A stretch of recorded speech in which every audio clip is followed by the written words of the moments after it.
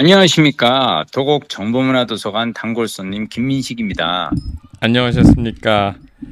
성북 길빛도서관 단골 손님 박동원입니다. 아주 그냥 난 지난 한 주간 아주 그냥 너무 달렸어. 다이내믹?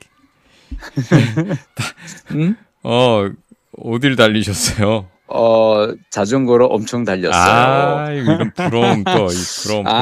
네, 내가 고민을 살짝 했어. 우리 박동원 부장님한테 염장질을 할까 말까 하다가 그래도 지난 한 주간에 이 보고는 해야 될 것 같아서 일단 지난주 금요일 날 제가 자전거를 제가 이제 접이식 자전거를 하나 샀거든요. 네. 그래서 접이식 자전거를 이제 딱 끌고 왕십리역에 가잖아요. 네. 그러면 거기에 ITX 청춘이라고 있어요. 기차 중에. 이름도 좋다. 청춘. 왜 청춘인지 알아요? 청춘을 바라는, 청춘을 그리워하는 분들이 주로 타는 거 아니에요? 그렇기도 하죠. 근데 자 생각해봐요. 우리 수인선은 왜 수인선이에요? 수원과 인천. 수원, 인천. 그렇지. 청춘은 청량리와 춘천을 연결하는. 그래, 그렇게 기쁜 뜻이. 그렇게 기쁜 뜻이. 물론 이제 용산에서부터 출발하긴 하는데 그래서 청량리, 왕십리 거쳐가지고 춘천까지 가는 거고 여기에 ITX 청춘 열차에 자전거석이 따로 있어요. 그러면 그 코레일톡 그 앱에 가서 자전거석을 이제 검색을 해가지고 표를 사잖아요. 네. 그러면은 그냥 자전거를 싣고 기차에 오르면은 기차에 그 자전거 딱 그 거치대가 따로 있어요. 그 좌석에. 추가 요금이 있나요? 추가 요금 있어요. 근데 몇백원 안 해요. 정말 우리나라 좋은 나라. 진짜 좋은 나라야. 근데 문제는 뭐냐. 좀 미안한 얘기인데 박동원 부장님께는. 네.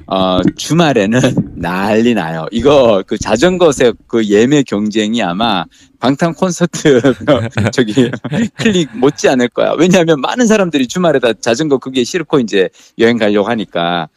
저는 참고로 금요일 날 평일 날 가잖아요. 자리가 텅텅 비어요. 그 자전거석에 끌고 가는 사람이 없어. 그러니까 나는 이게 너무 슬픈 게 대한민국 사람들은 은퇴를 너무 늦게 해. 그러다 보니까 60 넘어서는 체력이 딸려서 자전거 여행을 못 다니는 거야. 맞아요.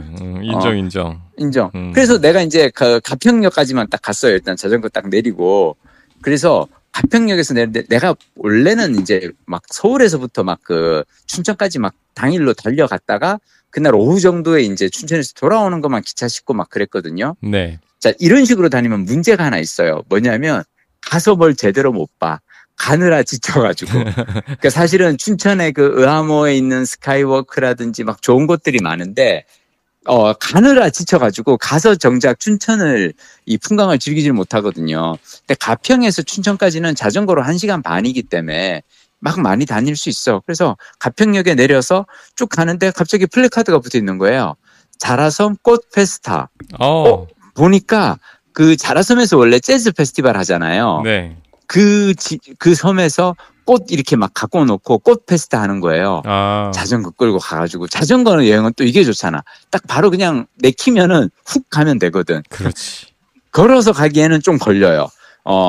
근데 자전거는 그냥 갈 수 있거든. 그래가지고 바로 가가지고 자라섬 한 바퀴 돌고 꽃 구경하고 나와서 저는 이번에 이제 늘 자전거로 저 사실 춘천은 많이 다녔거든요. 네.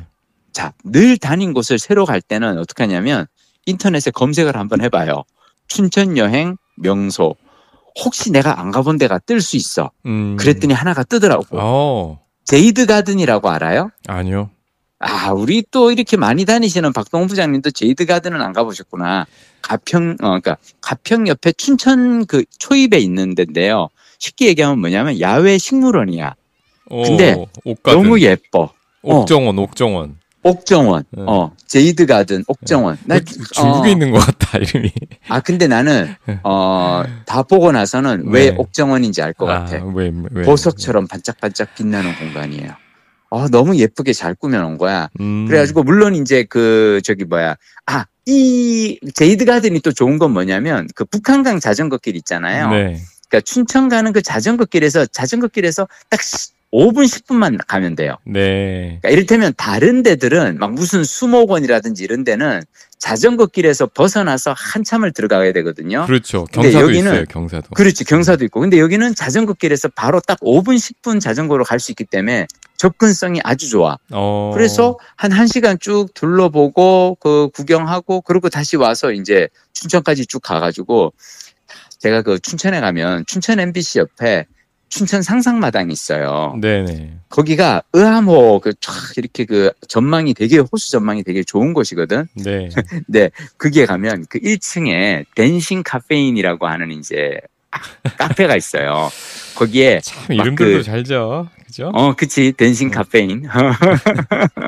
근데 거기에 그 상상마당 KPNG에서 이제 하는 거니까. 네. 그래서 나는 댄싱 니코틴이 아니라 왜 댄싱 카페인이지 그랬는데 하여튼. 흡연 카페는 아니니까. 하여튼. 그래가지고 거기에 또 너른 그 정원에 빈백 같은 거 있어요. 네. 그래서 그냥 몸을 이렇게 팍 파묻고 그냥 자전거로 달리느라 힘들었던 그 육신을 그 빈백에 이렇게 파묻고 이렇게 막 누워서 이렇게 뒹굴거리다가 그러고 왔는데 내가 그날 너무 흥분했던 건 뭐냐면 내가 이렇게 좀 미안하지만 우리 박동호 부장님께 열일하시는 박동호 부장님께 미안하지만 이 얘기를 내가 하는 이유가 뭐냐면 옛날에는 내가 그 춘천 자전거 여행 가면 거기 늘 봤거든요. 상상마당 1층 카페가 되게 예뻐요. 네. 근데 단 한 번도 내가 거기 앉아가지고 커피를 마신 적은 없어. 왜냐하면 왜 휴가 내서 그 일할 때 이렇게 휴가 내서 갈 때는 어떻게든 하루에 가장 멀리, 가장 빨리 가는 게 목표지. 막 가가지고 막 쫙 한 바퀴 돌고 막 의암호 한 바퀴 순환 코스 한 바퀴 쫙 돌고 막 이러다 보니까 그 카페가 이렇게 있어도 거기 앉아서 잠깐 앉았다가 금방 일어나서 다시 달릴 건데 5,000원씩 내고 커피 마시는 게 아깝잖아요. 그렇죠. 그래서 못했거든. 네. 근데 나는 그날은 가평에서 춘천까지 자전거로 1시간 반 타고 나머지는 다 놀았어. 제이드 가든이니 꽃페스터니 카페에서 놀다가 그냥 5시에 그 춘천역에서 기차 타고 다시 왔거든. 네. 근데 문제가 하나 생겼어요. 그날 정말 거의 완벽한 하루였거든. 러시아워에 걸리셨어요? 그쵸. 내가 6시에 그 왕십리에 6시에 딱 도착했어요. 네. 그래서 제가 이제 왕십리역에서 그 수인 분당선 타고 우리 집이 있는 이제 한티역까지 와서 네. 한티역에서 딱 내려서 이제 우리 집으로 자전거 타고 딱 되거든. 네. 와. 몇 시? 저녁 6시. 자전거를 그 왕십리가 사실은 그 수인 분당선의 종점이에요. 그래서 나는 탈 때는 자전거 그냥 맨 끝에 그 칸에 그 타면 되니까 네. 탔지. 중간에 강남구청역이라든지 선정릉역 이런 데서 사람들이 막 밀려드는데 나중에 산티역에서 내가 내리지를 못했어요. 사람들이 너무 많아서 내가 미안해서 비켜달라고 말도 못하고 그래서 그냥 있다가 사람들이 다 내릴 때 그냥 따라 내렸어. 와, 그래서 물론 자전거로 했는데, 그날은 조금 내가, 이거는 내가 민폐를 했구나. 은퇴자로서 내가 이 바쁘게 일하는 분들에게 이 러시아어에 내가 민폐를 했는데, 근데 그게 어쩔 수가 없었던 게 ITX 청춘열차가 이게 약간의 관광 열차라서 오후 2시, 3시에는 없는 거예요. 표가. 그러니까 뭐냐면 그냥 오후 5시, 그러니까 다들 하루 종일 놀고 집에 갈 때 시간에 맞춰가지고 이제 이게 있는 거라서. 아예 중간에는 저기 운행을 안 하나 보죠? 아니야. 운행은 하는데 내가 아마 왕십리를 끊어서 그런 것 같아요. 아마 다른 역으로 청량리나 용산은 있을 수도 있어. 그래서 하여튼 다음에는 그것만 내가 피하면 돼. 근데 하여튼 중요한 건 뭐냐. 내가 오늘 이 얘기를 왜 드리느냐. 우리 박동 부장님 모시고 내가 한번 갈게. 내가 코스를 쫙 짜놨어. 고맙습니다. 내가 그래서 가이드로 한번 모시고 갈게요. 시간만 내면 되는데. 그치? 주중에 내야 되는데. 그치? 하자. 하루만 내주면 돼, 하루만. 짜보겠습니다. 네. 쭉쭉 짜보겠습니다. 나 이제 노는 얘기 했으니까 우리 박동훈 부장님이 공부한 얘기 좀 해줘봐. 지난 한 주간 뉴스레터에서 어떤 공부를 하셨나요? 지난 한 주는 사실, 왜 이렇게 금방 갔는지 모르겠네요. 지난 한 주, 일이 좀 빡빡하긴 했는데, 그래서. 어즈버 옛날이요. 나 지금 이 얘기를 들으면서, 나도 옛날에 이랬던 경험이 있었던 것 같은데. 뭘 했는지. 너무 훅 지나가는. 뭘 했는지. 회사원의 삶이죠, 뭐. 잘 생각은 안 나고. 짬이, 그러니까 제가 이제 퇴근해서 저희 성북 길빛 도서관이 도보로 200m 앞에 있거든요. 그래서 그냥 지금 생각나는 거는 좋았던 것만 생각나네. 미생을 읽었어요. 틈틈이 미생. 야, 재밌지. 직장인의 애환을 그린 만화를 직장인이 퇴근하고. 근데 나는 우리가 흔히들 직주 근접성 얘기하는데 은퇴 후에는 도주 근접성도 난 되게 중요하다고 생각해. 중요합니다, 도서관과 이게. 주거의 이 근접성 진짜 중요해, 그죠? 예, 그게 언제든지 가서 가까워야. 가깝지 않으면 돈 주고 사야 될 수도 이 책을 자꾸 돈 주고 사야 되는 상황인데 가까우면 저는 돈 주고 사는 거는 사실은 아깝지가 않은데 뭐가 문제냐면 아예 책을 안 읽게 되지. 왜냐하면 책 말고도 우리가 왜 재미난 놀이들이 너무 많아서 휴대폰이나 이런 거 안 해.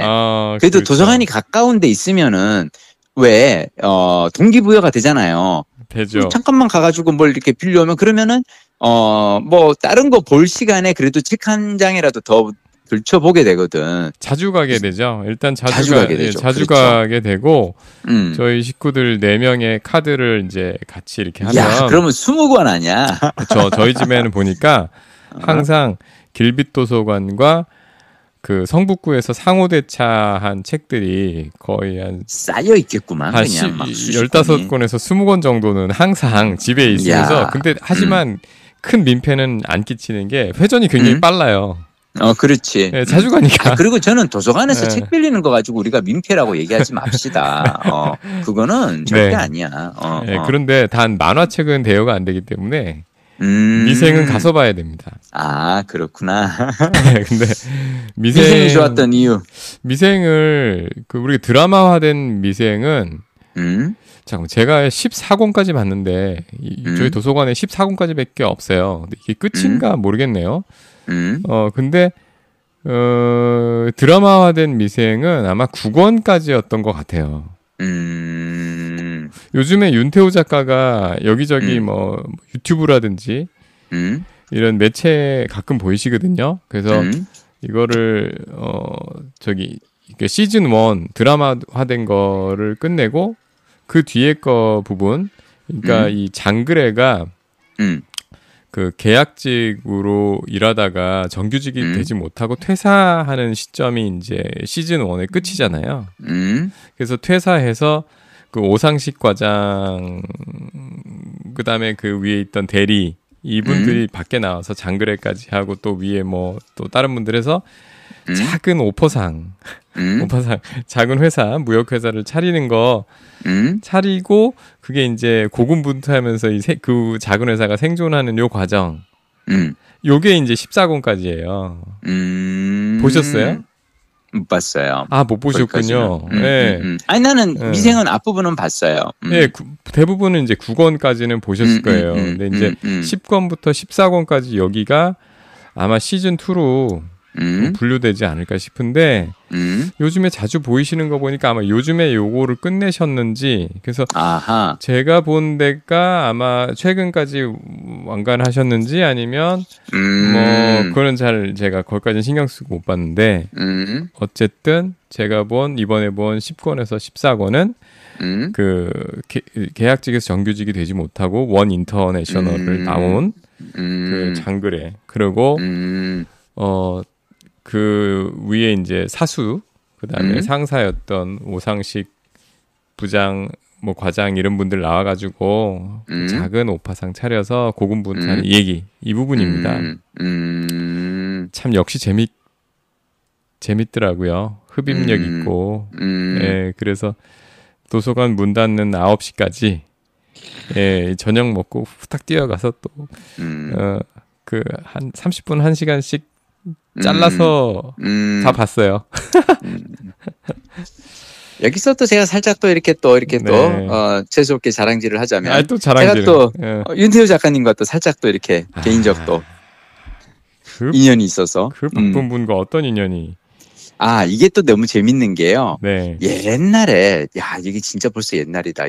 그러니까 미생이 나오기 전이었어요. 네. 이끼에 그냥 윤태호 작가님으로 유명할 때 네. 옛날에 콘텐츠진흥원에서 해외 작가들 이렇게 모셔서 약간 포럼 같은 거 하거든요. 네. 그때 어떤 분이 있냐면 일본의 유명한 만화가 중에 왜 21세기 소년이라든지 몬스터를 그린 우라사와 나오키 있죠. 그 우라사와 나오키가 온 게 아니라 우라사와 나오키의 그 작품에 스토리를 쓰시는 작가 있어요. 나가사키 선생이라고 우리가 이제 나가사키 센세이라고 부르는데 그 나가사키 선생이 한국 콘텐츠진흥원의 초대로 한국에 와서 한국의 웹툰 작가라든지 이런 분들을 대상으로 강의를 하게 된 거예요.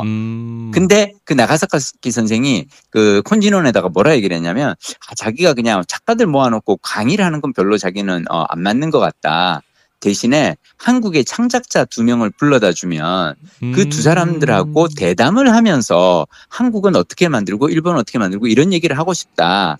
그래서 콘진원에서 웹툰 작가로 윤태호 작가를 부르고 그리고 드라마 PD로 나를 섭외를 한 거예요. 이야, 동급이시네. 감히 그때는 제가 감히 동급은 아니었고요. 제가 생각했을 때 그 콘진원에서 저를 부르는 이유는 딱 하나예요.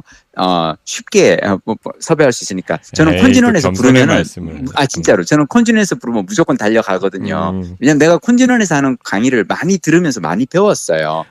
이게 또 재밌는 게 콘진원이 저랑 인연이 생긴 것 중 하나가 제가 콘텐츠진흥원에서 하는 어떤 전 강의를 듣는 걸 너무 좋아하거든요. 네. 막 다니다 보니까 담당자들이 가끔 이제 알아보잖아요. PD님이 그런 얘기를 하죠. 그러면 저 이거 강의 듣는 거 좋아요. 그러면 다음에 그럼 강의 해주세요. 이러기도 하거든요. 하여튼 그래서 그때 이제 같이 3명이서 대담을 했는데 재밌는 거는 우리는 이제 사실 은근히 다 이제 나오키 선생의 이 팬들이고 하니까 윤태호 작가도 그렇고 나도 그렇고 둘 다 완전히 진심 팬인 거예요. 그래서 끝나고 그 나가사키 선생이랑 같이 좀 이렇게 뒤풀이도 하면서 좀 이럴 줄 알았어. 근데 왜 이렇게 한국에 이렇게 대원시 그 출판사 있잖아요. 네네, 일본 만화 주로 그 출판사에서 나가사키 선생 모신다고 훅 그냥 모시고 가버린 거야. 그때 그럴 수밖에 없지. 왜냐면 그분들한테는 그분 되게 중요한 이제 해외에서 오신 작가님이니까 따로 이제 접대한다고 모시고 갔고 우리는 이제 뻘쭘하게 남았는데 그냥 갑자기 윤태호 선생이 그러면 그냥 우리끼리 그러면 한번 모임을 해볼까요? 그래가지고 그 자리에 왔던 그 PD들을 하고 막 이런 사람들이 몇 명이 모여가지고 뒤풀이를 간 거예요. 더 재밌겠네. 근데 이게 더 재밌었던 거야. 그래서 그리고 또 그 자리에 윤태호 이 작가의 팬들이 다 온 거예요. KBS 드라마 PD라든지 막 이런 사람들이 다. 그래서 거기서 모여가지고 갑자기 모임을 발족을 했는데 그 모임 이름이 나가사키 모임이었어. 그러니까 나가사키 선생 없는 나가사키 모임. 마치 오징어 짬뽕에 오징어 없는 오징어 짬뽕 같은 약간 그런 느낌인데 나가사키 이게 짬뽕. 드셔야 되게 계속 유지가 됐었어요. 거의 한 2017년, 18년까지 가다가 그다음부터는 사실은 약간 왜 코로나 터지고 막 이러면서 모임들이 있었는데 그 모임이 정말 즐거웠거든요. 근데 나는 그때 내가 윤태호 작가를 보면서 배웠던 건 뭐냐면 이분 진짜 취재를 성실하게 하신다였어요. 맞아요. 나 그거 진짜 놀랐어요. 그러니까 이분이 사실은 우리를 그렇게 만나서 막 바쁜 분인데 그때 막 한참 연재를 시작을 했었어요. 미생을. 제가 미생 첫 화 딱 올리신 거 보고 내가 문자를 드린 거예요.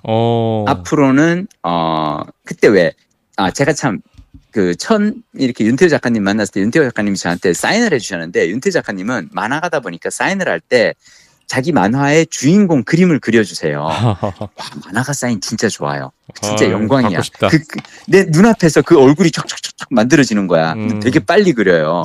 근데 이끼에 나오는 그 이장님 있잖아요. 이끼에 이장님 얼굴을 그려주셨어. 좀 무섭긴 한데. 근데 내가 미생 1화를 보고 내가 딱 문자를 넣었어요. 앞으로는 작가님 사인에 장글의 얼굴을 그리게 될 겁니다. 이제 사람들은 이끼는 있고 이 작품이 작가님의 대표작이 될 겁니다. 내가 딱 그랬거든. 1화 딱 보고. 그리고 내가 이거 드라마화 하겠다고 내가 하고 MBC에 가서 막 드라마 국장 찾아가가지고 내가 윤태호 작가를 어떻게든 잡아오겠으니 이거 드라마 하겠다 막 그랬는데 뺏겼어. 뺏긴 게 아니라 그때 제가 좀 회사에서 이렇게 전혀 아이고. 말빨이 안 먹히던 2014년 15년 에이, 시기가 한참 안 힘들 때라 가지고 좋으셨네요. 회사에서 뭐라는 거니 지가 지금 회사에서 높은 분들한테 찍혀 있는데 뭘 근데 나는 그래도 윤태호 작가를 내가 꼬셔오면은 어떻게 뭘 이렇게 편성을 따낼 수 있을 줄 알았거든요. 근데 못했지. 언감생심. 언감생심. 에이고, 하여튼 뭐 참. 그랬어. 아, 하여튼 아쉽네. 근데 나는 그래서 그때 정말 배운 게 윤태호 작가가 그 모임을 할 때 이분이 대화를 주도하는 것보다는 오히려 되게 듣는 걸 잘하세요. 왜냐? PD들의 일이든 다른 사람의 직업이 다른 직업군의 이야기를요 엄청 열심히 들어요. 그리고 거기에 대해서 디테일한 질문을 던져요. 그러니까 이게 이분이 다 나중에 그러니까 이분은 그 얘기를 하시더라고. 이분은 그냥 고등학교 졸업하고 서울에 올라와가지고 화실에서 문화생으로 허영만 선생님 화실에 들어가서 네. 문화생으로 그림만 그리다 보니까 당신이 첫 작품을 했을 때 첫 작품이 망했었는데 그 이유가 그림의 기교는 뛰어나지만 스토리가 너무 부실했다. 그래서 그다음부터 태백산맥 그 소설을 전권을 필사를 하면서 좋은 글은 어떻게 쓰는 건지 대사는 어떻게 하는 건지 이거를 공부를 하면서 스토리를 만드는 데서 가장 중요한 것은 역시 캐릭터와 디테일이다. 그래서 에피소드 수집하고요. 진짜 부지런하세요. 이분이 그 캐릭터를 연구를 해가지고 그러니까 그 이런 만화 어떤 작품을 쓸 때 거기에 등장하는 모든 캐릭터를 갖다가 정리를 해놓고 그 캐릭터의 성격 그리고 그 사람이 어떤 상황 그 성격과 어떤 상황에서 그 사람이 보여줄 수 있는 행동들 같은 거 있잖아요. 맞아요. 그걸 엑셀로 다 정리를 하시더라고요. 그러니까 굉장히 어마어마한 노력파야. 네, 굉장히 치밀한 맞아요. 치밀한 이 구조를 가질 수밖에 없겠더라고요. 솔직히 특히 미생 같은 경우에는 네. 또 어떤 특정 바둑의 대국 그거 매칭을 다 시키잖아요, 화를. 그렇죠, 맞아요. 야, 그냥 쓰기도 어려운 거를 어떻게 이게 사실 서로 다른 스토리잖아요. 대국이라는 그치. 거하고 이걸 그치. 어떻게 그걸 맞춰요? 그치. 네, 그리고 또 저도 인상 깊었던 것이 이분이 그런 얘기가 있거든요. 진짜 정확한 워딩은 생각이 안 나는데 모든 악인한테는 그러니까 인간은 굉장히 다면적이라는 거예요. 그렇지. 어떤 선한 캐릭터도 사실은 좀 부족한 부분, 항상 선하지만은 않다는 거죠. 그렇죠. 인간적인 이기심도 있고, 그리고 어떤 악인이라도 인간적으로 이해할 만한 부분도 있다라는 거예요. 그치. 네, 나름의 그렇게, 진정성도 있고. 그렇죠. 입체적이고 다면적인 거를 표현하기 위해서, 그러니까 어떤 인물도 보면은 이런 그 개념에서 벗어나지 않더라고요. 심지어 예전에 보면은 요르단 중고차 사기치는 과장이 하나 나오잖아요. 맞아요. 네, 그 자기 가족들 이름으로 사실은 다 빼돌리고 막 이런 거. 근데 그 사람도 그럴 수밖에 없었던 그 나름의 이유 있잖아요. 그거를 꼭 넣거든요. 그래서 그러니까 실제 인물들이 그렇다는 거죠. 세상 사람들이 다 맞아요. 맞아. 정말로 죽일 놈 같은 사람도 알고 보면 엄마한테는 진심이었다든 뭐 그런 거 있잖아요. 네, 그거를 꼼꼼하게 캐릭터를 미리 다 정리를 해놓더라고요. 그걸 다 써먹어. 빠짐없이. 통하다 보니까 갑자기 나가사키 멤버들 다 단톡 다시 돌려가지고. 돌리세요. 이게 지금 찾아보니까 제가 14권까지 맞다 그랬잖아요. 15, 16권이 올해 나왔네요. 아, 그렇구나. 네, 이게 그러니까 시즌 1이 9권까지고 시즌 2가 이제 지금 10권에서부터 연재되고 지금 책이 나오고 있었는데 14권까지 나오고 시간이 좀 끊겼던 거예요. 그러니까 약간 저기 일본의 그 시마 과장처럼 시마 과장이 왜 시마 부장 되고 시마 사장 되고 막 또 인생 만화 나온다. 시마 과장. 시마 과장, 사원, 대리, 시마 부장 뭐 사장? 사장까지 나중에 나 다 봤는데. 진짜? 네, 다 봐요. 그렇지. 시마 과장도 정말 재밌지. 라스트 뉴스. 시마 과장을 썼던 그 만화가가 쓴 라스트 뉴스. 그래요? 라스트 뉴스 못 보셨어요? 못 봤어요. 이거 지금 비밀인데. 왜? 시사 프로 PD들 있죠.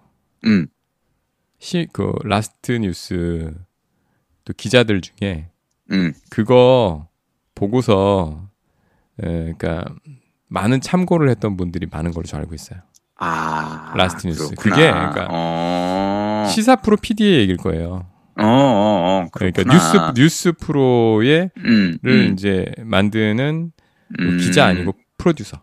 네, 프로듀서가 주인공이었던 걸로 기억이 나는데 그게 한 10권짜리 세트거든요. 아마 더 할 수 있나. 근데 그거를 보면 정말 실제 그걸 만드는 사람들에게 벌어질 수 있는 디테일들이 굉장히 살아있어요. 네. 고전 중에 고전. 이게 나는 지금 갑자기 이렇게 말씀 듣다 보니까 내가 확 떠오른 게 내가 진짜 옛날에 꿈이 많았구나.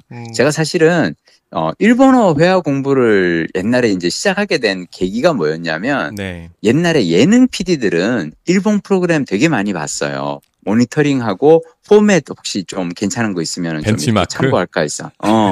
그래서 그 시절에는 내가 일본어를 그래서 나는 예능국에 있을 때 일본어 공부를 했고 드라마국에 있을 때 내가 중국어 공부를 시작했거든요. 네. 왜 그러냐면 드라마 PD들이 중국 시장 진출하는 거 보고 그래서 나도 혹시 중국 시장으로 가서 연출할 수 있을까? 회사에서 기회를 안 주면은 혹시 나중에 회사에서 잘리면은 그럴까 했는데 사드가 터지면서 이제 중국 진출했던 드라마 PD들이 다 돌아오시더라고. 별그대 연출하셨던 장태우 감독님도 돌아오시고 하는 거 보고 저런 스타 감독도 돌아오는데 나 같은 애가 어떻게 감히 가겠냐. 그래서 그냥 접었었는데 저는 오늘 제가 이제 그 도서관 글쓰기 수업하면서 잠깐 했던 얘기인데요. 네. 뭐냐면 좋은 글은 마술이 아니라 저글링이다라고 제가 얘기를 했거든요. 마술 저글링의 차이는? 우리가 서커스에 가면은 볼 수 있는 공연이 두 가지가 있어요. 하나는 네. 마술이고 하나는 저글링이에요. 마술은요, 근데 우리가 그 비법만 알고 나면은 시시해져요. 네. 저 사람 저거 소매 뒤에 카드가 숨겨져 있는데 저 사람 저기 모자 저 안에 저기 그 비밀 방이 있어요. 저거 상자 저거 거울이야 거울. 그거를 알고 나고 그리고 그 도구만 있으면 마술은 사실은 왜 도구만 있으면은 누구나 할 수 있잖아요. 네. 물론 퍼포먼스는 연습을 해야 되지만 저는 좋은 글은 마술이 아니라 저글링이어야 한다고 생각하는 건 뭐냐면 저글링은 뭐냐면 비법을 알아도 그 숱하게 연습하지 않고서는 나올 수가 없는 거예요. 아하. 비법을 안다고 할 수 있는 게 아니에요. 마술은 그래서 비법만 알고 나면 오히려 사람들이 흥미를 잃어요. 에이 저거 사기잖아. 눈속임이잖아. 이럴 수가 있는데 저글링은 사람들이 눈을 시선을 돌리지를 못해요. 계속 볼 수밖에 없죠. 자, 근데 좋은 저글링의 특징은 뭔 줄 알아요? 사람들이 생각했을 때 설마 저것도 돌린다고 싶은 걸 돌리는 거예요. 그러니까 갑자기 막 곤봉이 들어온다거나 불타는 횃불을 돌린다거나 칼 같은 거 막 같이 돌리잖아요. 네네. 자, 내가 얘기하는 건 뭐냐면 미생의 강점은 난 거기에 있다고 생각했어요. 바둑과 무역회사, 바둑과 직장인 이야기를 섞었어요. 이거 두 개 저글링이 정말 쉽지 않거든요. 그러니까 누군가가 생각은 할 수 있어요. 이런 거 기획 한번 해볼까? 근데 그거를 솜씨 좋은 이야기꾼은 정말 힘들게 막 돌리는데 처음엔 사람들이 저게 돼 하다가 넋을 놓고 보게 되는 거죠. 저는 좋은 이야기를 만드는 과정은 그래서 저글링처럼 부단한 노력의 결과라고 생각해요. 야, 이런 좋은 얘기를 어느 도서관에서 오늘 하셨습니까? 오늘 도서관 글쓰기 수업 갔다가 얘기했어요. 그리고 도서관 강의 얘기한 김에 그럼 마지막으로 오늘 엔딩으로 하나만 더 할게요. 네. 그제는 제가 저기 속초에 가서 그날도 또 자전거 끌고 가서 속초에서 버스에 자전거 싣고 가서 속초 해변 이렇게 쫙 이렇게 또 자전거 한번 달리고 저녁 7시 그 학부모 강의를 했는데 그 학부모 강의에 저녁 7시 강의니까 아이 손을 잡고 어떤 엄마가 온 거예요. 네. 아이가 손을 들고 질문했어요. 저는요 하고 싶은 게 너무 많아요. 근데요 막상 하려고 하면은 애니메이션고는 가고 싶은데 그렇다고 내가 딱히 지금 미술 공부를 하고 있는 것 같진 않아요. 어떻게 하면 좋죠? 막 이러면서 얘가 막 그러는 거예요. 그래서 뭐 그냥 뭐 나중에 시간이 되면 열심히 막 이런저런 얘기를 하는데 다시 엄마가 갑자기 옆에 엄마가 손을 벌쩍 드는 거예요. 애가 엄마 막 입을 막고 손을 못 들게 하는데 엄마가 그런 거야. 얘가요 꿈이 진짜 많아요. 갑자기 뭐 하고 싶다 그래서 그거 하겠다 그래서 학원 보내주고 또 뭐 하겠다 그래가지고 뭐 장비 사주고 음악 뭐 이렇게 악기 사주고 그러면 항상 얼마 못 가서 그만두고 또 다른 거 한다 그러고 얘가 뭐 할 때마다 돈이 너무 나가서요. 이제는 뭐 한다 그러면은 돈 못 대주겠다 그러고 있는데요. 어떻게 하면 좋을까요? 그러는 거예요. 제가 뭐라 그랬냐면 그 친구한테 그랬어요. 꿈을 좇는 건 좋다. 내가 뭔가 원하는 게 있다면 꿈을 좇는 건 좋은데 꿈은 나의 시간을 들여서 좇는 거지 부모님의 돈을 들여서 좇는 게 아니다. 진짜 좋은 말 아니야? 들려주고 싶다. 진짜 좋은 말 아니야? 좋은 나 말. 이거 내가 그날 갑자기 그 엄마와 이 딸의 실갱이를 보다가 이 얘기를 하면서 내가 어떻게 이런 훌륭한 말을 생각했어? 그 자리에서 바로 생각하시는 거예요? 그럼요. 그냥 이야. 갑자기 두 분이서 그러고 있는데 그냥 문득 든 생각이 그건 거예요. 아니 왜냐하면 내가 그랬거든. 내가 왜 지난주에 챗GPT 영어 공부법 얘기를 하면서 그랬잖아요. 이제는 우리 엄마가 나를 조기 유학을 안 보내줘서 원어민 회화 수업을 안 보내줘서 영어를 못해라는 말을 못하는 시대가 됐다고. 돈이 없어도 시간만 있으면 공부하는 세상이 되었다고 얘기를 했잖아요. 네. 나는 챗GPT 영어 공부법을 읽다가 그 생각을 했는데 이게 뇌 속 어딘가에 남아있다가 전혀 엉뚱한 상황에서 툭 튀어나온 거예요. 꿈을 좇는 거는 부모의 돈을 가지고 나의 꿈을 쫓을 게 아니라 나의 시간을 들여야 된다. 이야, 그 어머니 그냥 입이 걸리셨겠네. 그날 예. 그 자리에서 다른 학부모님들이 다들 막 약간 물개박수 막 진짜 맞는 얘기라고. 제가 여기서 그 아이의 표정이 궁금한데. 아이의 표정은 뭐 근데 내가 그 얘기는 했어요. 나중에 학부모님들 모아놓고 그 얘기는 했어요. 아이들이 요즘은 정말 힘든 세상이다. 왜 힘드냐. 우리 옛날에 왜 나 어렸을 때 1970년대 80년대 애들한테 너 꿈이 뭐야? 그러면 둘 중 하나였어요. 대통령. 학교 선생님 아니면 대통령. 그치? 대통령. 왜 그때 대통령이었는지 알아요? 뭐죠? 대통령이 그때 당시 별로 좋은 사람들도 아니었는데. 내가 생각하기엔 뭐냐면은 우리 어렸을 때는 우리가 보는 어른들이 학교에서 보는 선생님 아니면 TV에 내 나오는 대통령밖에 없었던 거예요. 아하. 그러니까 나는 우리가 어렸을 때는 볼 수 있는 직업인이라는 게 다양하지가 않았어. 요즘은 문제는 뭐냐면 유튜브에 들어가면 너무 다양한 직업인의 세계가 펼쳐지는데 여기서 핵심은 뭐냐면 좋은 대 안 가도 좋은 대학 안 가고도 중학교 고등학교 때 공부 별로 못하고도 할 수 있는 직업들이 많은 거예요. 근데 애들이 그러면은 나는 공부는 지금 자신 없어. 공부해서 좋은 대학 갈 자신 없으면은 얘들이 나는 저기 캐드 해가지고 디자이너 할 거예요. 애니메이션 할 거예요. 신카이 마코토 같은 감독이 될 거예요. 나는 음악해서 방시혁이 될 거예요. 애들 이러고 있는 거예요. 자, 그래서 문제는 애들이 막상 하겠다고 하는데 그거는 이제 돈으로 어떻게든 뭔가 엄마 아빠가 이거를 질러줘야 지가 그래서 나중에 하다가 안 되면은 엄마 아빠가 지원을 제대로 안 해줘서 못했다고 핑계를 대려고. 근데 사실은 그런 핑계가 의미 없잖아요. 요즘 뭐든지 하려고 하면 컴퓨터나 인터넷 통해 가지고 충분히 다 배울 수 있는데.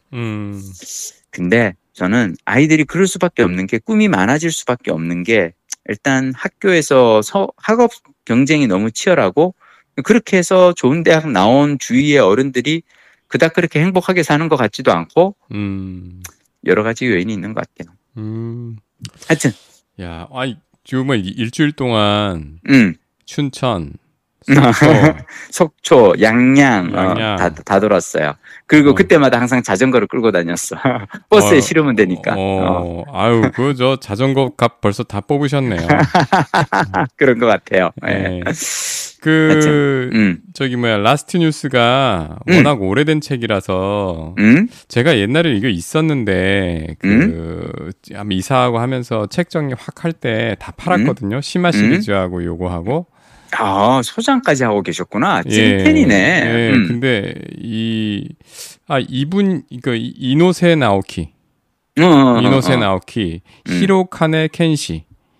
그러니까 이노세 나오키가 글 작가시고 우라사와 나오키가 아니라 이노세 나오키구나. 그다음에 히로카네 켄시가 이제 그림 그리신 요 커플이 요 듀오가 그것도 하고 요것도 하셨을 거예요. 근데 지금은 보니까 이 서점에 이 하드 커버는 재고가 없나 봐요, 국내에. 이북으로 나오네요. 이북으로? 이 10권짜리인데 야, 이거 참 뉴스 업계에 이런 언론 쪽에 계신 분들은 꼭 한번 보셨으면 하는. 라스트 뉴스. 라스트 뉴스. 알겠습니다. 20, 근데 나는 15년이구나 이게. 박동원 부장님 참 대단하다고 생각하는 것 중 하나는 뭐냐면 이 멀티태스킹에 아주 능해. 어떻게 이렇게 그새 또 그걸 또 찾아냈어 또. 눈앞에 아이패드 있으니까. 아니 그래도 근데 하여튼 박동원 부장님도 연구대장이야. 아니 사실 오늘 그 지난번에 무슨 얘기하다가 나왔던 나음보다 다름을 이렇게 하려고 했는데 제가 다음에 하지 뭐. 다음에 뭐 우리가 뭐 매일 거 있나. 그리고 그럼, 이 얘기가 더 재밌어. 재밌는 거 하면 되지. 그냥 흐름대로 가는 거지 뭐. 인생 뭐 네. 있어요. 그럼 우리는 다음 주에는 나음보다 다름? 네네. 그리고 알겠습니다. 저도 여행 얘기 한번 해드릴게요. 오케이. 다음 주에 그러면. 네, 여행에서 떠오른 드라마 소재가 하나 있어요. 오케이. 그거 저기 공개적으로 얘기해도 돼? 그 저작권 이렇게 어디 걸어놔야 되는 거 아니야? 근데 그렇더라고요. 좋은 아이디어를 얘기해 준다고 그래서 실행하는 사람은 한 1000명 중에 1명이더라고요. 오히려 듣고 난 거기에 이런 아이디어를 더할 수 있는데 그런 분들 댓글 주세요. 나는 참 내가 박동훈 부장님을 좋아하는 이유가 여기에 있어. 이렇게 열려 있어. 그리고 공유하고 니 거 내 거 구분 없이 사는 거. 난 이게 너무 좋아. 왜냐하면 내가 사실은 얼마 전에 어떤 이제 뭘 이렇게 했는데 그분이 자기 이렇게 글을 갖다가 좀 첨삭 지도를 해달라고 이렇게 올리고는 그다음 뭐라 그러냐면 이거 제가 참 책으로 낼 거니까 혹시라도 바깥에는 안 나가게 해주세요. 내가 아니 책이 될지 안 될지도 모르고 그리고 그 글을 갖다가 가지고 이걸 뭐 바깥에 사람들이 다들 어떻게 생각하냐면 내 거를 바깥에 내놓으면은 막 그거 한다고 생각하는데 사실 박동원 부장님 자세가 맞거든요.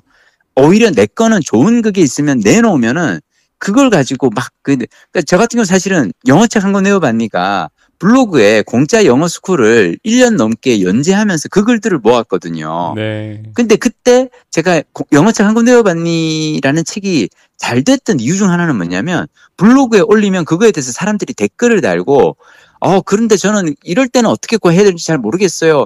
그 피드백을 받아서 내가 원고를 갖다가 계속 풍성하게 늘릴 수가 있었단 말이야. 그래서 사실은 어떤 좋은 아이디어가 있을 때 그거 혼자 꽁꽁 가지고 있으면은 별 의미 없어요. 그걸 내놓고 자꾸 여러 사람과의 어떤 이 반응을 주고 받으면서 풍성하게 만드는 게 훨씬 더 좋은 자세라고 생각해요. 고맙습니다. 하여튼 우린 그러면 다음 주에는 그 두 가지 얘기를 하는 거야. 네. 남보다 다름 그리고 영화. 남보다 다름 재미없다. 지금 다시 보니까 재미없어. 우린 그럼 그때 가서 다시 또 얘기해. 그 사이에 내가 또 재미난 거 뭐 읽을 수도 있으니까. 예. 그래요 그러면. 우린 그러면 다음 주에 뵐게요. 푹 쉬십시오. 네.